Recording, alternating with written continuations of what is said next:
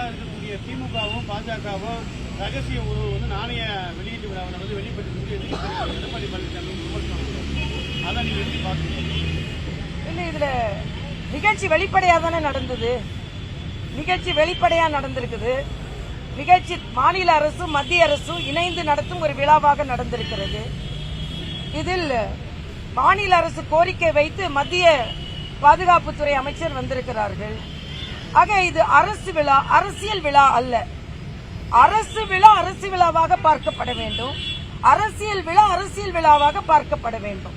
அரசியல் விழாக்களில் இவர்கள் கலந்திருந்தால் அது ரகசிய உறவா வெளிப்பட்ட உறவான்லாம் சொல்லிருக்கலாம். இது அரசு விழா. இப்படிப்பட்ட ஒரு ஆரோக்கியமான சூழ்நிலை நான் வர வேண்டும் என்று நினைக்கிறேன். அரசு விழாவில் மாநில அரசு மத்திய அரசு ஒன்றாக வரும்பொழுது அது அரசியல் விழாவாக அது ஏற்றுக்கொள்ளப்படக்கூடாது, எடுத்துக்கொள்ளப்படக்கூடாது, விவாதமாக்கப்படக்கூடாது என்பது எனது கருத்து. மத்திய அமைச்சர் ராஜ்நாத் சிங் கலைஞர் குறித்து உண்மையாக மனசுல இருந்து பேசியிருக்காரு, முதலமைச்சர் பேசியிருக்காரு. கூட்டத்தில் எது பேசினாலும் அது அவர் நேரடியா பேசினது தானே. அதாவது இன்னொரு மாற்றுக் கட்சி தலைவர் அவரிடம் இருக்கும் நல்ல தன்மைகளை எடுத்துச் சொல்வதில் தவறில்லை. ஆனால் அதற்காக அவர்கள் கொள்கைகளில், அவர்கள் நடைமுறைகளில், அவர்கள் அரசியல் ஈடுபாடுகளில் ஒத்துக்கொள்கிறோம் என்ற அவசியமும் இல்லை. அப்படி பார்த்தா மரியாதைக்குரிய பாரத பிரதமர் மோடி அவர்களே இங்கிருந்து போன 40 பேரும் கடுமையா விமர்சனம் செய்யறாங்க. ஆனால் அரசியல் நாகரிகத்தின் உச்சகட்டமாக இந்த நாணய விழாவிற்கு மரியாதைக்குரிய பாரத பிரதமர் அண்ணன் ஸ்டாலினுக்கு எழுதின கடிதத்துல மரியாதைக்குரிய முதலமைச்சர், முன்னாள் முதலமைச்சர் கலைஞர் பற்றிய நல்ல தன்மைகளை எடுத்து கூறியிருக்கிறார். ஆக பாரத பிரதமர் இதில் அரசியல் நாகரிகத்தோடு நடந்து கொண்டார் என்பதும், மத்திய அரசு திராவிட முன்னேற்ற கழகம் ஒரு எதிர்வினையாற்றினால் கூட அது அரசியல் நாகரிகத்தை நாம் பின்பற்ற வேண்டும் என்று மத்திய அரசு வந்து கலந்து கொண்டிருக்கிறது என்பதையும் முன்னுதாரணமாக திகழ்ந்து கொண்டிருக்கிறார்கள் என்பதைத்தான் நான் சொல்ல முடியும். ஆட்சியில் இல்லாத போது கோலா மோடினும் ஆட்சியில வந்த பிறகு இருக்க மோடினும் சீமா, அதே மாதிரி தேர்தல் நேரத்தில் திமுக சண்டை போட்டுக்கிட்டு இப்போ நம்ம ஏமாற்றாங்க. இல்ல, இது ஒரு அப்பட்டமான அரசு விழாவை சுத்தி சுத்தி சுத்தி ஒரு அரசியலுக்குள்ள கொண்டு வருகிறார்கள் தான் எனக்கு நான் பார்க்க வேண்டும். மோடியை கோ பேக்னு யாரும் சொல்ல முடியாது. கோ பேக்னு சொன்னவங்க வரவேற்க வேண்டி வரும் என்பதுதான் இன்றைய அரசியல் சூழ்நிலை. ஆக அன்று கோ பேக் சொன்னவங்க தொடர்ந்து கோ பேக் சொல்ல முடியாத அளவிற்கு அவர்கள் தள்ளப்படுகிறார்கள். மரியாதைக்குரிய மோடி அவர்கள் உயர்ந்து கொண்டிருக்கிறார்கள் என்பதுதான் இன்றைய நிலைமை.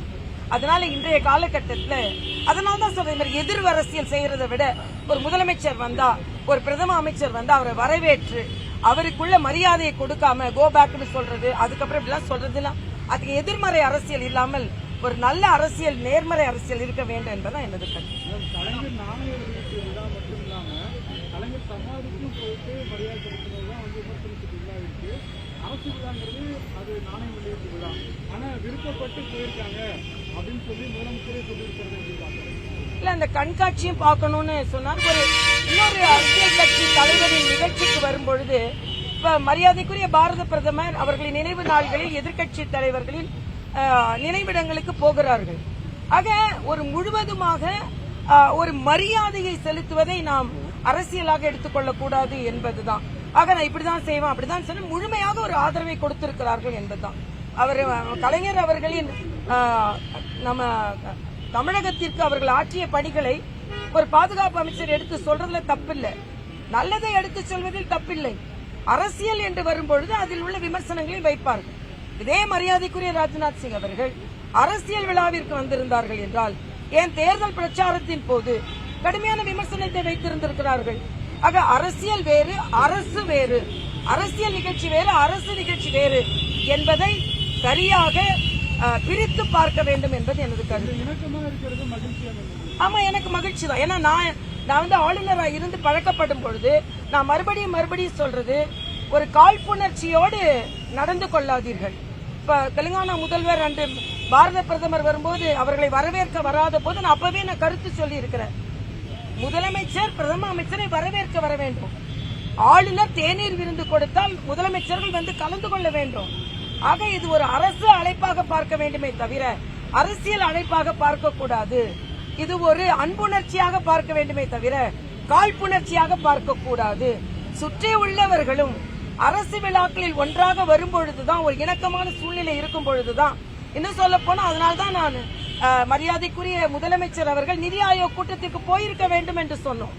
இன்னைக்கு பெருந்தன்மையோடு ராஜ்நாத் சிங் போன்றவர்கள் இங்கே வரும்பொழுது முதலமைச்சர் அவர்களும் பெருந்தன்மையோடு நிதி ஆயோக் கூட்டத்திற்கு போயிருக்க வேண்டும், போய் தமிழகத்திற்கு என்ன வேண்டும் என்று கேட்டிருக்க வேண்டும். ஆக எல்லா விதத்திலுமே இந்த ஒரு பொறுப்புணர்ச்சி இருக்க வேண்டும், காழ்ப்புணர்ச்சி இருக்கக்கூடாது என்பது எனது கருத்து. இந்த இணக்கம் கூட்டணியாக மாற வாய்ப்பு இருக்கா? அதை விரும்புதா பாஜக? அதாவது அரசு விழால 2 பேர் வந்தார்கள் என்றாலே கூட்டணி என்று சொல்ல முடியாது. கூட்டணி கணக்குகள் என்பது அரசியல் நிகழ்வுகளை பார்த்து தேர்தல் வியூகங்களை அமைக்கும் பொழுது சொல்லுவது இல்ல. இப்போ அதை பற்றி நான் சொல்வதற்கு விருப்பம் இல்லை எனக்கு. திமுக கூட்டணி வேண்டாங்கிறது இல்ல, நாங்க இப்ப அதை பத்தி சொல்லவே முடியாது. நாங்க தனித்தன்மையோடு வளர்ந்து வருகிறோம் என்பதை நான் சொல்றேன்.